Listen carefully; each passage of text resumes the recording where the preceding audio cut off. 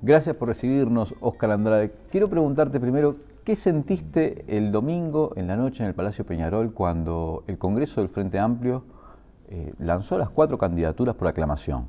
Bueno, es una emoción muy difícil de transmitir. O sea, es un momento único, de esos que sabes que te vas a guardar toda la vida, porque después no te da tiempo para celebrar mucho, porque enseguida se te cae una mochila gigante. Hay una historia de acumulación social y política a la izquierda de más de un siglo que de golpe sentís que hay una parte importante de esa responsabilidad que se te coloca en la espalda. Si bien uno trata de vivir la vida siempre tratando de sentir eso, es decir, por las cosas por las que luchás importan mucho, en este caso lo que te amplía es el margen de acierto o de error. O sea, en el caso de encabezar una precandidatura, cada acierto vale más y cada error se nota más. Y bueno, una enorme emoción, además porque en el camino vas encontrando una cantidad de compañeros y compañeras de todas las puntas, de todas las zonas del país, de todas las militancias, de varias edades. Ver al Comité de la Discapacidad en una esquina ahí en su primer congreso, o sea, hay un conjunto de momentos que son medios irrepetibles, ¿no? Y además estas 4 candidaturas que se presentan realmente suponen una renovación muy importante para el Frente Amplio. Es una especie de salto generacional que no había experimentado hasta ahora el Frente, pero tampoco han experimentado tanto el resto de los partidos políticos. Sos quizá el candidato más joven que ha tenido el Frente a la presidencia de la República. Sí, yo supongo que sí. Igual ahí creo que somos herederos de una generación que es la generación constructora de la unidad social y política,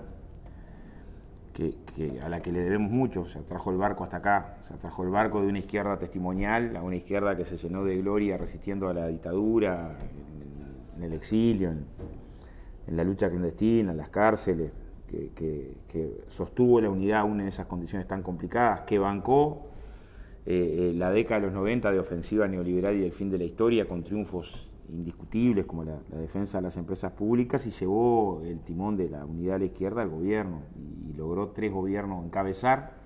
O sea, sobre todo fue muy claro esto en el primer periodo de gobierno de Tabaré, donde en el ministerio, en el gabinete estaban incorporados los referentes principales de esa generación de la izquierda. Traer el barco hasta acá, esa es una deuda que tenemos en el sentido de haber logrado. América Latina está inundada siempre de luchas heroicas, pero no siempre las luchas heroicas logran plasmarse en el plano político, de lograr avanzar, construir la ingeniería de unidad y ser alternativa real. Pero parece claro que era necesario, que la izquierda previsaba el conflicto generacional, instalar, entre otras cosas, el conflicto generacional. Yo creo que las candidaturas lo logran. Después dependerá no solo de las candidaturas, también de las candidaturas de que lo logren con triunfo, ¿no? Justo toca el conflicto generacional en la elección más difícil de los últimos 20 años. O sea, no toca el conflicto generacional en la elección ganada de antemano, o en la que uno podría suponer que capaz la más sencilla fue la del 2009, en la que se veía que era muy difícil que la izquierda perdiera el timón del Estado. En este caso tocan las dos cosas, el conflicto generacional, o sea, instalar las nuevas generaciones de la izquierda, tratar de representarlas desde la candidatura. Bueno, en el caso mío, capaz que donde se expresa más claramente, en medio de una situación absolutamente desfavorable, en el sentido de que se inundó América del Sur, sobre todo, salvo la excepción importante de México, se inundó América del Sur de gobiernos neoliberales. Hoy tenemos a Piñera, tenemos a Bolsonaro, el macrismo en la Argentina, el ensayo brutal de neoliberalismo en Paraguay, que llega a límites medios extraordinarios, ¿no? Extraordinarios. O sea, una ministra de Industria que llegó, nos visitó hace una semana y media, orgullosa porque casi la mitad de los trabajadores en Paraguay no alcanza el mínimo nacional, que es la ley en su país. O sea, orgullosa porque los costos salariales están muy por debajo aún del mínimo establecido por ley. O sea, eufórica, ni siquiera colocándolo con pesar, diciéndonos esto es ahora y después la economía va a crecer. El riesgo del bolsonarismo. Y además, me parece que nos toca ensayar una batalla electoral en medio de que 2 fenómenos que fueron importantes para que la tensión redistributiva fuera menos dura, que es los flujos de inversión extranjera directa, que desde el 2015 acá han caído en la región, y el precio de los commodities, están en dificultad. O sea, nos toca ir a una batalla en condiciones complejas, pero creo que Lo que hay que construir desde el punto de vista de la perspectiva política es transformar esas dificultades en desafíos. Es decir, bueno, si ganamos en esta condición, o sea, si la izquierda logra ganar en medio de una América del Sur inundada de gobiernos neoliberales, en medio de dificultades de los componentes internacionales que explicaban el crecimiento, y logra ganar y avanzar en un proyecto de transformación del país, ¿no? O sea, consolida el proceso de cambios. Entonces también es mucho lo que hay del lado nuestro para tratar de conquistar, ¿no? ¿Qué pasó para que vos te animaras a dar este paso indudable, que es salir de tu rol como dirigente obrero, quizá el dirigente obrero más importante que en este momento tiene nuestro país, a ser candidato a presidente? ¿Qué fue lo que te animó, lo que te decidió a dar ese paso? Bueno, hubo un puñado de compañeros y compañeras ahí muy insistentes en el sentido de que a tres reflexiones en las que teníamos amplio consenso, de un movimiento que se llamó primero Enclave FA, que convocó a Frente Amplistas Independientes de distintos lugares y que intentaba poner discusión en elementos estratégicos. Habíamos llegado a tres conclusiones. La primera era esta, ¿no? La necesidad de profundizar más en la izquierda el grado de restauración neoliberal y cuánto nos condiciona y nos desafía y nos interpela el grado de restauración neoliberal para alcanzar el gobierno y para sostener el gobierno después. O sea, no es ilógico plantearte que vamos a un gobierno que una vez que se conquiste las tensiones y las presiones a las que va a estar sometido son mucho mayores a las que pudieron existir en el 2004, en el 2009 o en el 2014. O sea, tratar de calibrar eso, mirar un conjunto de cosas a la vez, mirar las dificultades en las rondas de negociación salarial, los atentados a los locales, mirar los movimientos sociales de carácter conservador que en muchos casos expresan el programa de los sectores conservadores, mirar cómo socialmente además hay un caldo de cultivo de un determinado alejamiento de la sociedad con la política que siempre es funcional para que avancen las propuestas más conservadoras, mirar cómo la derecha hoy está colocando arriba de la mesa el tema de la militarización de la sociedad, de los allanamientos nocturnos sin que se le caiga nada y de la cadena perpetua, o en materia de empresas públicas plantea la privatización lisa y llana sin demasiado problema. O sea, ver que hoy hay una derecha que, a diferencia de los periodos anteriores, que existía la misma derecha pero con listing, o sea, disimulaba su discurso, hoy hay una derecha más dura. O sea, sale con el planteo de la Thatcher de los 70, cuando la candidata decía ¿quién gobierna Inglaterra? O los mineros o nosotros. Y sale diciendo mucho poder tienen los sindicatos. O sea, sale con un planteo mucho más descarnado. Yo creo que lo hace porque se han incubado en la sociedad determinados supuestos donde hemos fracasado nosotros, en el sentido de más cultura izquierda, cultura de solidaridad, cultura de participación, cultura de sensibilidad. Eso es lo que puede explicar por qué se cuestionan las políticas sociales en Uruguay cuando el éxito es indiscutible en las políticas sociales, en el sentido de menos pobreza, menos indigencia. Pero bueno, en primer lugar esto. En segundo lugar, nosotros venimos constatando que después de 28 años de gobiernos en Montevideo y 13 años de gobierno en el Frente que han sido exitosos en el sentido de las transformaciones sociales, más derechos, hay un costado en el que la izquierda tiene que ser autocrítico, que es el grado de sintonía entre la fuerza política, el gobierno y las fuerzas sociales. O sea, ese grado de articulación que es necesario siempre, pero que en momentos de tensión es imprescindible. O sea, siempre es importante que vos tengas sintonía entre el movimiento cooperativo, el movimiento de la diversidad, los movimientos de derechos humanos, las comisiones de fomento de los barrios, o sea, la sociedad civil organizada, digamos, ese sujeto que es el que en definitiva termina haciendo las transformaciones. La izquierda como instrumento político, los partidos de izquierda, su peso, su capacidad, sus diseños estratégicos, sus cuadros, son militantes, y el gobierno. Nosotros creemos que un poco el gobierno se tragó a los partidos políticos, o a buena parte de los partidos políticos. ¿Y quién hace política? O sea, el que tiene que generar la síntesis en el asentamiento, o en medio del plan juntos, o con los vecinos, o en los barrios, o en la academia, o en la... Ahí como que quedamos con un desfasaje, capaz que necesario. El primer gobierno se podía entender, hubo que poner todos los cuadros en la gestión. Y después, ¿no? O sea, la otra parte de la construcción, con todos los cuadros en la gestión, los principales cuadros en la gestión. ¿Quién organiza los partidos? ¿Quién promueve los partidos? ¿Quién le da densidad? Bueno, yo creo que eso pasó de ser un mal necesario a una costumbre. De un mal necesario en el arranque del gobierno a casi una costumbre. Y cuando tenés los principales cuadros en el gobierno, y no en los partidos, los partidos entran a perder pie en el debate político, se pasan a ser menos importantes. No es una opinión, es un dato. Hay que ver la comparación de los datos electorales 2006-2016 a las elecciones internas del Frente Amplio, las capacidades de movilización. Bueno, ahí tenemos un tema a poner en el debate, no a resolverlo mágicamente, a poner en el debate. El cuarto periodo de gobierno necesita una articulación entre los partidos políticos, el Frente Amplio como síntesis de esos partidos políticos de coalición y movimiento, su estructura, los movimientos sociales y el gobierno mucho más fina, que no implica subordinar ninguna herramienta a otra. Cada una tiene su independencia, sus autonomías, sus funciones, pero hay objetivos comunes que son indiscutibles en este periodo. Bueno, en medio de esa discusión, la tercera conclusión es que había una cantidad de compañeros para los cuales mi reparo para la candidatura, que era decir, bueno, un obrero de la construcción.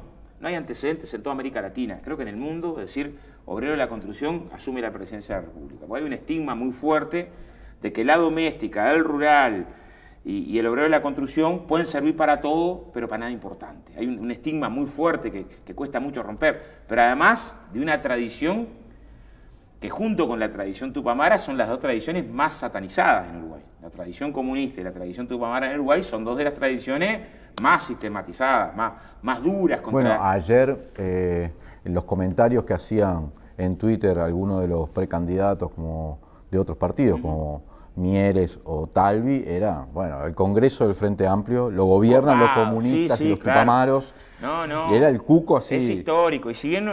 Pero ¿qué pasó con esto? Después que empecé a conversar con un montón de compañeros de los que estaban en esta coordinación, muchos decían, pero eso es un microclima de resaca de la Guerra Fría, que no va a ser la clave. Ahora, el prejuicio antiobrero existe. Existe, pero también existe lo otro. Es decir, bueno, eso es lo que nos guía como izquierda para acumular en esta dimensión, cuando lo que queremos además es convocar a buena parte del movimiento popular. Pero existe también dentro de la izquierda. Sí, claro, ¿no? Pero lo que queremos es tratar de decir, bueno, precisamos convocar a la academia, al movimiento popular, al movimiento cooperativo, al movimiento de la diversidad, y muchos compañeros lo que reconocían es que en todos esos terrenos venimos de una experiencia social que tiene vínculo porque tiene 150 talleres ofreciendo teatro gratuito en los barrios desde hace muchos años, por lo tanto tiene vínculo con los barrios a los que querés convocar, no visitándolos ahora en las elecciones, tiene vínculo porque desparramó una brigada en la que participaron más de 12.000 compañeros colocando solidaridad, tiene vínculo con la discapacidad, tiene vínculo con la academia porque tenemos un montón de trabajos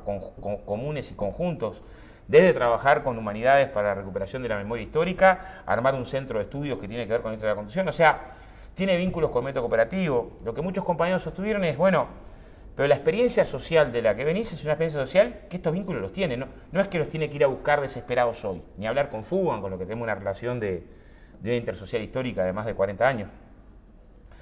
Entonces, lo que empecé a encontrar es muchos compañeros que decían, para este desafío, para esta perspectiva, para poner estas cosas en debate, hoy la candidatura es necesaria. Todos somos de la tradición en la que en teoría tendrían que importar poco los candidatos, cada vez menos los candidatos y más la acumulación en la sociedad, y más las organizaciones, y más la correlación de fuerza. Y por lo tanto el programa de la correlación de fuerza y la estrategia importa más que cualquier candidato. Sigo pensando así, pero es cierto que si no poníamos la candidatura arriba de la mesa, algunos de estos temas, no sé si no estarían en debate, pero estarían con menos énfasis capaz en el debate. No digo que los demás compañeros no lo coloquen, además decimos una campaña que sería un absurdo en este escenario de peligro para las transformaciones populares en el Uruguay, de peligro de restauración, hacer una campaña que intente golpear hacia adentro, sería regalarse, o sea, precisar una campaña extremadamente unitaria. Pero se puede ser unitaria y ser profunda en algunos temas. De decir, bueno, tenemos que interrogarnos en el sentido de cómo nos preparamos para avanzar en un escenario donde gobierne quien gobierne, o sea, dentro del Frente Amplio, ¿no? Sea quien sea el candidato o la candidata que se elija, va a ser un candidato que va a tener, o una candidata, que lidiar con tensiones feroces de sectores en el poder. O sea, no hay duda que quien llegue al gobierno va a estar tensionado fuertemente, no solo para que no incremente la inversión pública social, sino para que reduzca la inversión del Estado. No solo va a estar tensionado fuertemente para que no crezcan los salarios, sino para que vaya una política salarial contractiva. Va a estar tensionado por esta situación regional. Cuando tenés que hay empresas que en Paraguay pagan $100 por mes o 150, evidentemente tenés una tensión que te la provoca no la mala intención de nadie, sino la forma de instalación de América Latina como mano de obra barata y productora de recursos naturales brutalmente en los últimos años por la ofensiva neoliberal. O sea, hay una tensión muy fuerte ahí. Y por lo tanto, defender las conquistas en esos planos, en el plano de la seguridad social, en el plano de la necesaria captación de recursos para las políticas públicas en materia fiscal, tensionado ferozmente por los sectores en el poder. Entonces, voy a poner un ejemplo. El Congreso acaba de aprobar colocar impuestos a las grandes herencias. Si miramos la experiencia de Correa, no haber preparado políticamente esa medida le llevó a Correa que casi pierde el gobierno ahí. Porque salieron sectores populares a los que no tocaban impuestos a las grandes herencias a copar las calles. ¿Alguien piensa que en Uruguay ese debate no lo vamos a tener instalado ferozmente?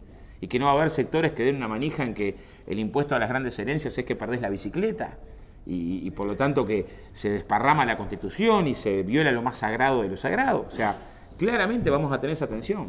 Entonces, si no entramos a explicar ahora que, por ejemplo, en la década del 30, al arranque de la década del 30, previo al golpe que el herrerismo da junto al riverismo con Terra, los sectores del vallismo colocaban como eje, como centro y como estrategia la necesidad de impuestos a las grandes propiedades, impuestos a la ganadería extensiva, impuestos a la herencia un 50%, o sea, que estamos recuperando en algunas medidas que son de la mejor tradición del vallismo, no son de la expropiación socialista. Sin embargo, yo creo que si no preparamos la discusión, probablemente tengamos mayores dificultades, ¿no? Y eso implica unidad social y política. Perdóname que te insista en esto, pero yo creo que una buena parte de tu campaña va a ser desarmar un prejuicio social, incluso desarmarlo dentro de la izquierda. A mí me parece que esto es muy importante para la democracia. Me parece muy importante para la democracia que se desarme el prejuicio contra las mujeres. Y ahora estamos viendo la posibilidad de una candidata también mujer, ¿no? Y hay algunas encuestas que dicen que la sociedad vería muy bien que una mujer fuera presidenta, pero hasta ahora nunca ha sucedido, ¿no? Y este prejuicio antiobrero, te lo quiero señalar porque tal vez esté mal formulado así, como antiobrero, pero cierto reparo a que un trabajador, un dirigente sindical pudiese ocupar una responsabilidad de este tipo, lo observo también en la izquierda. Si yo miro los candidatos que ha tenido la izquierda, tengo Seregni, un general, en su momento Hugo Villar, profesor grado 5 de la universidad, Crotogini, profesor grado 5 de la universidad, Tabaré Vázquez, profesor grado 5 de la universidad, Ehrlich, profesor grado 5 de la universidad, Mariano Arana, lo mismo. O sea, muchos candidatos que vienen de la academia, ¿no? Y no tantos candidatos que vienen de la base social obrera, ¿sí? Entonces, te pregunto, ¿cómo vas a hacer vos para desarmar ese prejuicio o para combatir ese prejuicio que existe fundamentalmente en sectores que no son obreros, pero también puede existir dentro de la izquierda, ¿no? Sí, existe. A ver, le pasó al flaco de los Santos de Maldonado, el flaco que venía de la experiencia de militar en la construcción y de ser secretario general adjunto del gremio. Una de las batallas que tuvo que enfrentar, sobre todo Maldonado, que tiene sectores además extremadamente conservadores, era eso: vas a poner a un pintor a dirigir la intendencia, ¿no? O sea, existe ese componente, no hay duda. Y está instalado no solamente en la izquierda, también hay una parte que está instalado socialmente. Vos armás una comisión de fomento y si tenés un abogado, un médico en el barrio, lo elegís de presidente porque es bueno tener al abogado o al médico. Existe ese concepto de mi hijo el doctor que nos acompaña. También existe un componente contrahegemónico ahí. Yo creo que ahí Mujica sacudió un poco el tablero, en el sentido de decir, bueno, venía de otro lugar. Y en América Latina la experiencia de Evo, que es muy difícil pensar que un dirigente de los coca-coleros sindical asumiera la presidencia de la República, también sacudió. Sin embargo, tuvo Bolivia 60 años de crecimiento económico cero, que eso es igual a que todo lo que era crecimiento económico era saqueado, ¿no? A tener un proyecto de país distinto a partir de lo de Evo. Yo no digo que eso sea sencillo. Lo que sí nos pasó es que cuando empezase a discutir, hay otros compañeros y compañeras que decían, mira, ese no puede ser un problema para la izquierda. O sea, ese puede ser un problema que tengamos que batallar en la sociedad. Pero no puede la izquierda abrazarse atrás de ese, esconderse atrás de ese prejuicio.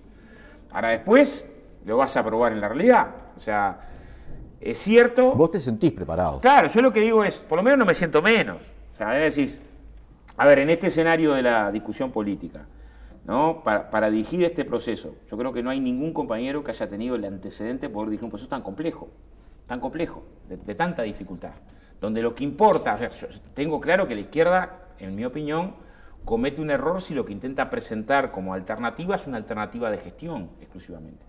O sea, y no es que la gestión no importe, gestión de procesos, gestión de resultados, excelencia, no es que no importe, pero lo que digo, el proceso político que enfrentamos es un proceso de una tensión muy dura. Y a las izquierdas nos pasó siempre, le pasó a la Segunda Internacional. Que cuando tenés muchos años de crecimiento económico y que más o menos pudiste atender alguna demanda social, se entra a incubar la idea de que eso va a ser eterno, de que siempre no te prepara para los puntos de inflexión. Yo creo que sobran elementos como para ver que estamos en un momento de inflexión, de encrucijada, digamos. Y en un momento de encrucijada, si agarrás para el lado equivocado, te entras a distanciar. Y eso es un problema de orientación política. O sea, creo que lo que precisa la izquierda es tener claridad en términos de la orientación política. Para este debate, para lo que creo que es principal, claridad en el rumbo de la orientación política, de la estrategia, me parece que tengo condiciones para esa discusión. No menos que los demás compañeros, por lo menos no menos que los demás compañeros. Sabiendo que vamos a arrancar un cuarto periodo de gobierno que va a estar en medio de estas tensiones. Entonces, claro, cuesta mucho. Ahora, en términos de la discusión sobre economía, relaciones laborales, papel del Estado, transformación de la matriz productiva, debate, en realidad vas a tener que en cada área tener un conjunto de técnicos de que la izquierda tiene para profundizar los aspectos que hagan acá, pero no me siento menos preparado para organizar ese cuadro que otros compañeros, no creo que esté por ahí la discusión. También es cierto que lo generacional te toca. Yo entré a la dirección de gremio en el año 96, o sea, hace 22 años que me toca año a año discutir rendición de cuentas y presupuesto. Si no lo sé manejar, no es porque me falten años para manejarlo. Pues ser un burro, si vos me das, hace 22 años que vas y preparás. Pero vos no sos un burro, nadie Claro, pero lo que estoy diciendo es, lo que te faltan no son años, porque en realidad tenés otra discusión que es la generacional, ¿viste? Claro, la izquierda, el pasaje de candidatos de más de 70 a candidatos de poco más de 40 genera un colapso, ¿no? Genera todo un cambio. Ahora, también ahí hay una discusión que hay que hacer, ¿no? En el sentido de que la historia de la lucha de los pueblos no fue que fueron dirigidas por los demás de 70, ¿no? Algunas de las epopeyas no fueron dirigidas por los demás de 70. Pero es parte del debate político, yo creo que está bien que el debate se dé. Y en todo caso, que cada compañero, compañera, militante entienda si lo que lo mueve es eso. O sea, si lo que te mueve políticamente es que no podemos proponer candidatos que vengan del movimiento sindical porque las luchas sociales son luchas de segunda categoría con respecto a las luchas institucionales. O sea, vale más ser director del Correo que ser dirigente de la UNRWA para construir liderazgo. Es un debate que la izquierda tiene que darse. Yo creo que probablemente tengas un punto de partida donde esté volcada el énfasis hacia acá, porque creo que priorizamos demasiado la gestión. Hablando del énfasis, saliendo un poco de lo que ya fue acordado en el programa del Frente Amplio, que eso los comprende a todos, ¿cuáles serían tus énfasis en un cuarto gobierno? A ver, el centro tiene que estar en el trabajo. Ahí, yo cada vez que digo esto, me ponen, Andrade pone centro en los impuestos. Cada vez que digo esto en la prensa, digo, mira, ¿cuál es el centro? El centro tiene que estar en el trabajo. Y el trabajo tenemos dos planos para resolverlo. Una perspectiva estratégica del trabajo. En el sentido de perspectiva estratégica del trabajo es pensar el trabajo como centralidad y por lo tanto construir los recursos para la inversión en investigación y desarrollo a los efectos del cambio en la matriz productiva. Esto implica un papel de las empresas públicas más dinámico, más relevante en el sentido de ser locomotoras del desarrollo, desparramando tecnología y articulándose con el sector productivo. Esto implica un papel de las compras del Estado, articulando también el cambio en la matriz productiva, un sistema financiero que lo apuntale, un sistema de formación profesional que articule el INEFOP, la UTU, la UTEC y la universidad, los efectos de promover también desde el punto de vista de la profesionalización de la mano de obra de alta calidad y una negociación colectiva a la alta, a diferencia del planteo de la derecha, que es liquidar negociación colectiva o hacerla retroceder, a la alta. O sea, no solamente 1 de marzo, 2 de marzo hay que convocar sector por sector de actividad, empresarios, trabajadores, universidad y gobierno, a los efectos de pensar cambio en la matriz. Esta es la estrategia central. Para ahí no nos pueden faltar recursos. Esto tiene que ser... Bueno, me pasó participar cuando Roberto estuvo en la industria, en el gabinete productivo, y producimos cadena por cadena productiva un conjunto de medidas. ¿Qué precisamos para la cadena forestal, madera, muebles, medicamentos, biotecnología, nanotecnología? Después, la mayoría de las recomendaciones quedaron sacrificadas por los problemas presupuestarios. Yo creo que precisamos un segundo énfasis acá, de trabajo.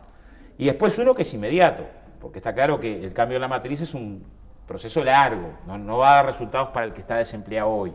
En lo inmediato, en mi opinión, lo que aprobó el Congreso del Frente Amplio de duplicar la inversión en vivienda, esto es igual a la inversión en vivienda más grande de la historia del país, Para vivienda es un tema que tiene que ser ya. O sea, la señal que tenemos que dar es, este esfuerzo es un esfuerzo inmediato. ¿Por qué? Porque dentro de la inversión en infraestructura, la inversión en vivienda es la que más multiplica trabajo, se puede colocar fácilmente en cualquier parte del país, tiene fuertes encadenamientos productivos, entre un 80 y 85%, mueve la industria siderúrgica, la de la forestación, la de los aserraderos, las canteras, caleras, balastreras, carpintería, aluminio, hormigón premezclado, prefabricado, o sea, articula con un conjunto de cadenas, no requiere mayor calificación para el ingreso, tiene además como un impacto que creo que es muy relevante, un fuerte empuje al mercado interno. Entonces, lo que yo digo cuando hablo de estas cosas, digo, por acá trabajo y por acá trabajo. Y para defender una estrategia del trabajo, si nos faltan recursos, cambios fiscales. Entonces, cuando digo esto, dicen, Andrade pone centro en los impuestos, ¿no? O sea, ¿cómo te traduce esta perspectiva la derecha? Reduciendo la perspectiva integral de una perspectiva de desarrollo con más actividad económica en momentos de una tendencia a la baja, la inversión extranjera directa, y tenés que jugar con eso, ¿no? Por lo menos keynesianismo, ¿no? De generar un impacto acá. La derecha trata de asustarte, o los medios ponen en tapa, Andrade dijo más impuestos, ¿no? O decís, bueno, ¿previsás modificaciones a la estructura tributaria? Claramente no pueden los trabajadores cargar más hoy, claramente la pequeña y mediana empresa no puede. Primero, mover la estructura sobre el impuesto al patrimonio, creo que ahí es el más justo desde el punto de vista redistributivo y además que no afecta directamente a la inversión como primera medida. Otras que tienen que ver con actualizar el catastro rural, índice Coñac se elaboró en el 68, todos los ingenieros agrónomos, todos los que encontrás, de izquierda, de derecha, o agrimensores, te dicen, mirá, no tiene nada que ver la riqueza sobre la que tributan que la riqueza sobre la que tienen. Todos. Había consenso en la izquierda sobre esto en el año pasado y no se pudo actualizar porque fue una propuesta técnicamente irreprochable la que venía elaborando el MEF, pero políticamente sin respaldo social, y del otro lado tenías bueno, el observador pone en tapa, amenaza a la ARU en cortar las rutas y se posterga la decisión. Yo lo que digo es, de estas decisiones tenemos que colocar arriba de la mesa, también para discutir desde dónde pensás las transformaciones del cuarto proceso. Pero ahí, esa yo creo que es una prioridad central, la del trabajo. En el caso de la vivienda tiene la doble función, ¿no? Tiene la función del tema de puesto de trabajo y la función, yo creo que tenemos el desafío, hay que enfrentar la gentrificación, hay que enfrentar la expulsión de trabajadores y pobres para la periferia. Montevideo no puede seguir ensanchándose hacia afuera con cada vez menos población. O sea, es absurdo que vos tengas zonas enteras, céntricas, con servicios, donde, producto del mercado inmobiliario, la lógica mercadocéntrica en el sector inmobiliario, haga imposible a una familia media o de bajos recursos poder vivir en determinadas zonas. O sea, Pocitos en su momento fue un barrio obrero, y de barrio obrero a Pocitos le queda lo que le queda. O sea, y esa tendencia, que es una tendencia latinoamericana, tiene que ver también con una discusión de fondo de la seguridad. Armás Tugurio, vas a tener problemas de violencia social más fuertes. O sea, también es un componente de caldo de cultivo para que el narcotráfico se apropie.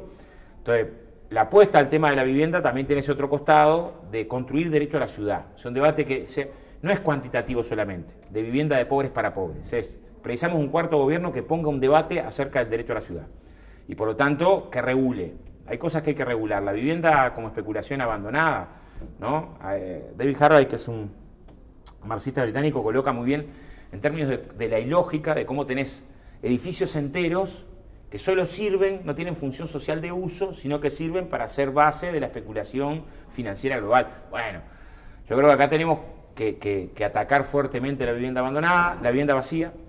Se atacó la abandonada este año con un proyecto de ley después de mucho tiempo que abreva los plazos para poder garantizar la función social de la vivienda, pero también tenemos que castigar la especulación y trabajar mucho sobre el suelo urbano. O sea, a veces tenés una reforma agraria que a veces está en discusión en términos de la estructura productiva del país, pero también una reforma urbana hacer. Precisamos ciudades distintas. No nos pueden correr con los barrios privados en una punta y el asentamiento irregular por otro. Ahí hay un problema que si no lo resolvés, las políticas sociales las tenés que ensayar arriba de esa realidad, donde después ya no resolvés lo que el gurí que tiene piso de tierra y está amontonado con los hermanos, por mejor docente que tenga la escuela y por mejor asistencia en la mutualista, va a tener problemas sin duda, ¿no? Óscar, me imagino que para vos fue también emocionante que esta semana que pasó la justicia haya pedido el procesamiento de los militares responsables del secuestro y asesinato de Horacio Gelos Bonilla, un referente sindical del Zunca. secuestrado y asesinado en Maldonado en el año 76. ¿no? Sí, es más, me vine de Salto para poder llegar a la... Llegué medio sin dormir, pero llegué a la colocación de la placa en el cuartel, en el cuarto ahí de Laguna. La muerte de Gelós es terrible porque, en primer lugar, porque tenía la doble condición. Gelós era secretario general del Zunca en Maldonado, es uno de los 8 compañeros o asesinados o desaparecidos en dictadura de la construcción. Primero fue Luis Batalla, todos muy emblemáticos. Batalla, que fue en el 72, en torturas, es la primera vez que el Parlamento reconoce la existencia de torturas, no lo había reconocido anteriormente, padre de 3 hijas. En el 74 desaparece Arpino Vega.